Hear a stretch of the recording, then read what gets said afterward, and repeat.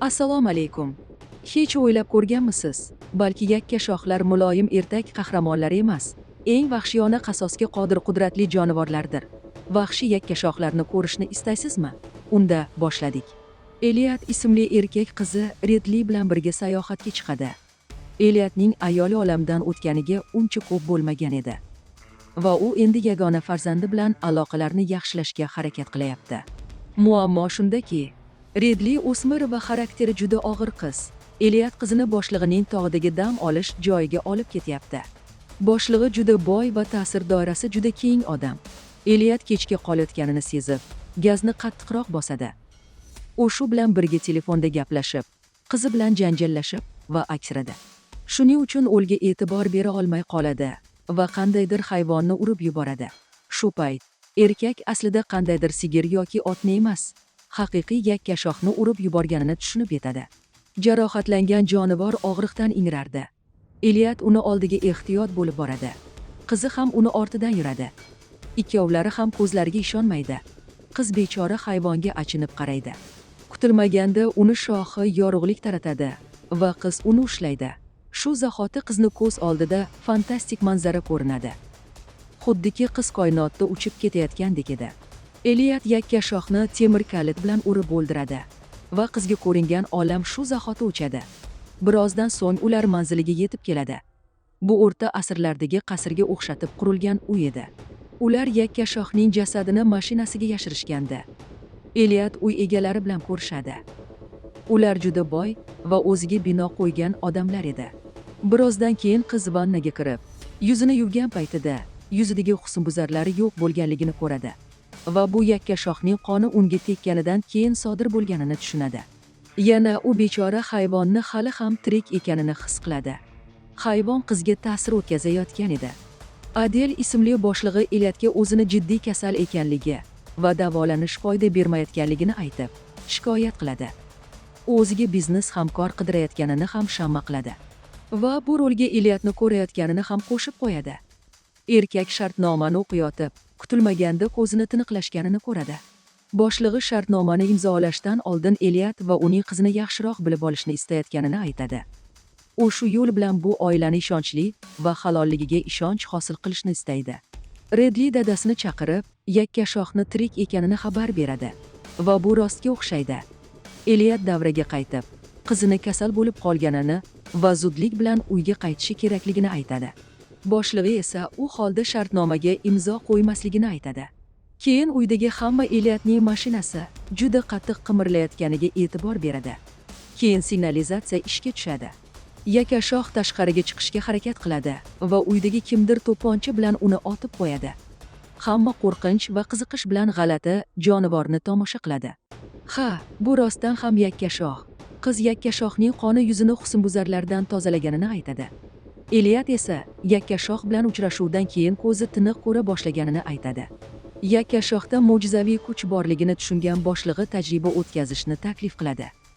Erkak bu hayvon yordamida rakni davolaydigan dori yaratishdan umid qiladi. Kechki payt Eliyat Redlining xonasiga kiradi. Qiz hali ham o'zida bu yakkashoh bilan g'alati bog'liqlik sezayotganini aytadi. Lekin dadasi buni shunchaki vaqtinchalik shok holati deb hisoblaydi. Qiz dadasini haydab yuborib, internetdan yakkashohlar haqida ma'lumot qidira boshlaydi. Erkak hovliga chiqib, basseynda cho'milayotgan boshlig'ining o'g'lini ko'radi. Ikkovlari ham uzoqdan g'alati ovozlarni eshitishadi. Bola bu bug'larning ovozi deb taxmin qiladi. Eliyat esa osmonda kamalak porlashni ko'radi. Qiz yakkashoh va ovchi haqidagi afsonani o'qiydi. Ma'lum bo'lishicha, ko'p asrlar avval mehribon qiz yordamida bir ovchi yakkashohni ushlab o'ldirgan ekan. Birozdan keyin yakkashoh qayta uyg'onadi, lekin uni yana o'ldirishadi. Shundan so'ng yakkashohning vahshiy qarindoshlari kelib qishloqdagi hamma odamlarni o'ldirishgan ekan. Kechasi Redli uxlay olmaydi. U qandaydir dahshatli narsaning yaqinlashayotganini his qiladi va bu afsona haqiqat bo'lishi ham mumkinligini tushunadi. Shu vaqtda qizni himoya kiyimidagi vrachlar ushlab olib ketadi. Ular Eliyatni ham olib ketishadi. Ularni Eliyatning boshlig'i chaqirgan ekan. Aniqlanishicha, ular shifokor So'ngning yordamchilari ekan. Ular yakkashohni obdon tekshirib, uning qoni mo'jizaviy davolovchi vosita ekanini aniqlashadi. va bu xususiyat shoh bilan bog'liq edi. Shoh haligacha sirli bioelektrik signallar yaratayotgan edi. Shifokor so'ng yakkashoh shohining kukunidan tayyorlangan yangi dorini hammaga ko'rsatadi. Kukun bu hayvonning qonidan ham kuchliroq dori edi. Boyvachcha baribir hayoti so'nib borayotgani uchun bu dorini ichib ko'rishga qaror qiladi. Yana bir necha kun davomida olimlar yana ham mukammal mo'jizaviy dorini tayyorlashadi. Keyin tomchi dori yordamida uni boyvachcha Adelga kiritishadi. Shohdan chiqayotgan elektromagnit nurlari yana ham kuchayib boradi. Olimlar esa tajribalarini davom ettirishadi. Redli asabiylashadi va sayr qilish uchun o'rmonga kiradi. Kutilmaganda qandaydir g'alati ovoz eshitiladi. Bu yakkashohlarning na'rasi edi. Qiz qo'rqib, ortiga qochib ketadi. U yigitga o'zini shubhalari haqida aytib beradi. Boshida boy yigit uni ustidan kuladi, lekin keyin qizga yordam berishga rozi bo'ladi. Yo'lakda Adel paydo bo'ladi. U rak kasalidan tuzalgan edi. Hamma analizlar uni 100% sog'ayganini ko'rsatdi. Adel juda baxtli va u olimlarga yana shunday mo'jizaviy dorilar tayyorlashni buyuradi. Bu dorilarni sotib, u hozirgidan 100 barobar boy bo'ladi. Shifokor so'ng buni yaxshi g'oya emasligini aytadi. Axir dorini ommaga sotishdan oldin uni xavfsizligini ko'p marta tekshirib ko'rish kerak. Ammo Adel kutishni istamaydi. U hoziroq millionlab dollar pul ishlashni istaydi. Redli yakkashohlar haqida izlanishda davom etadi. Qiz boyvachchalardan yakkashohning jasadini tinch qo'yishni so'raydi, lekin uni hech kim eshitishni istamaydi. Bu uydagilarni faqat pul qiziqtirardi va ular hech qanday afsonalarni eshitishni istamasdi. Yakkashohni laboratoriyaga olib ketishga tayyorlashadi. Uning shohidan chiqayotgan nurlar juda ham kuchayib, telefon aloqasini ham uzib qo'yadi. Shu payt olimlarga bir nechta katta va vahshiy yakkashohlar hujum qiladi. Ular odamlarni o'ldirib, o'rmonga qochib ketishadi. Eliyat mo'jiza tufayli tirik qoladi. Yakkashohlarning biri Redliga ham hujum qiladi. Lekin qiz ham yashirinib omon qoladi. Ular dadasi bilan quturgan yakkashohlardan qochib qolishadi. Qiz hammaga xavfdan ogohlantirganini eslatadi. Yana qiz yakkashohlar bilan qandaydir ilohiy bog'lanishi borligini aytadi. U yakkashoh jasadini tashlab, bu yerdan tezroq juftakni rostlashlari kerakligini his qilardi. Lekin Adi hali ham hech kimni eshitishni istamasdi. Boyvachcha qochish o'rniga ovchilarni yo'llab tog'dagi barcha yakkashohlarni ushlab, ulardan shashlik qilib yeyishni istardi.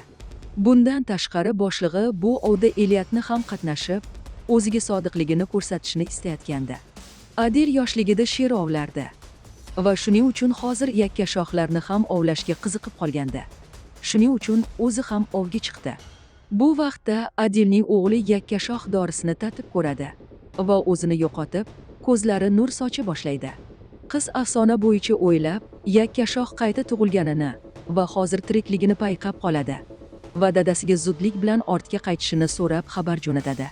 Olima ayol rostdan ham laboratoriyadagi yakkashohning jonlanayotganiga e'tibor qaratadi. Lekin boyvachchaning o'g'li unga jonivorning shoxini qirqib berishni buyuradi. Olima yakkashohning shoxini kesib oladi. Bu vaqtda Adel va uning odamlari o'rmondan yakkashohlarni qidirib yurishganda, lekin ovchilar tez orada o'ljaga aylanishadi. Ularning hammasi navbati bilan katta yakkashohlarning tuzog'iga tushishadi. Ovchilar kamayib ketadi. Tirik qolganlar uyga qochib kelishadi. Ularning ichida Adel va Eliyat bor edi. Lekin yakkashohlar devorni oson buzib kirishadi. Adel yakkashohlarning bittasini qo'lga o'rgatmoqchi bo'ladi. Lekin vahshiy hayvon uni tezda narigi dunyoga yuboradi. Uyda chiroq o'chadi. Qiz bu jahldor yakkashohlar ular dadasi bilan yo'lda urib yuborgan toychoqning ota-onasi ekanini aytadi. Hayvonlarga ularni bolasini qaytarish kerak va shunda ular balki odamlarni tinch qo'yishadi. Bu ishni shu uydagi Grif ismli xizmatkor va olima qizga buyurishadi. Shu vaqtda Shepard yakkashoh kukunidan yana iste'mol qiladi. Qahramonlarimizning rejasi ish bermaydi. Yakkashohlar bolasining shohi g'oyib bo'lganini ko'rib, yana ham ko'proq g'azablanadi. Shepard ularni faqatgina toza qalbli, iffatli qiz qutqarishi mumkinligini aytadi. Eliyat qizidan foydalanishlariga yo'l qo'ymasligini aytadi va ishdan bo'shaganini e'lon qiladi. U qizi bilan uydan qochib ketishga urinadi, lekin uy atrofini jahldor yakkashohlar qurshab olganda va uyga kirishga harakat qilayotganda, ko'p o'tmay ular uyga kirib kelishadi. Ular hamma odamlarga tashlanib ketishadi. Butun boyvachchalar oilasidan faqatgina Shefard tirik qoladi. Eliyat yakkashoh shoxini topib, uni yordamida boshqa vahshiy yakkashohlarni e'tiborini o'ziga jalb qilishga qaror qiladi. Bu paytdan foydalanib, qizini bu yerdan qochib qutulishiga umid qiladi. Uni rejasi ish beradi. Yakkashohlar o'rmon bo'ylab uni orqasidan quvlashadi. Lekin qiz uncha uzoqqa keta olmaydi. Chunki Shefard uni to'xtatib, kamondan otish bilan qo'rqitadi. Bola yakkashohlar faqat iffatli va pok qizlarga bo'ysunishiga qattiq ishonadi. Demak, qizni yordamisiz ularni hammasi halok bo'ladi. Bola haq ekan. Yakkashohlar Redlini topishadi, lekin unga yomonlik qilishmaydi. Ular shunchaki qizni yoniga muloyim yotib olishadi. Vaqtdan foydalanib, Shefard jonivorlarni oyoqlarini bog'lab qo'yadi. Eliyat kelib, bu bolani to'xtatish kerakligini tushunadi. U bolaga yakkashoh shoxini tiqib oladi. Shefard esa uni kamon o'qi bilan jarohatlaydi. Keyin esa qizni ham o'ldirmoqchi bo'ladi. Qizni katta yakkashohlardan biri qutqaradi. Eliyat umrining so'nggi lahzalarida qiziga juda yaxshi ko'rishni aytadi. Otasini o'limidan ko'z yosh to'kayotgan qizni ko'rgan yakkashohlar kuchli sehr yordamida qizning otasini va o'zlarini farzandini hayotga qaytarishadi. Keyin jimgina o'rmonga qochib ketishadi.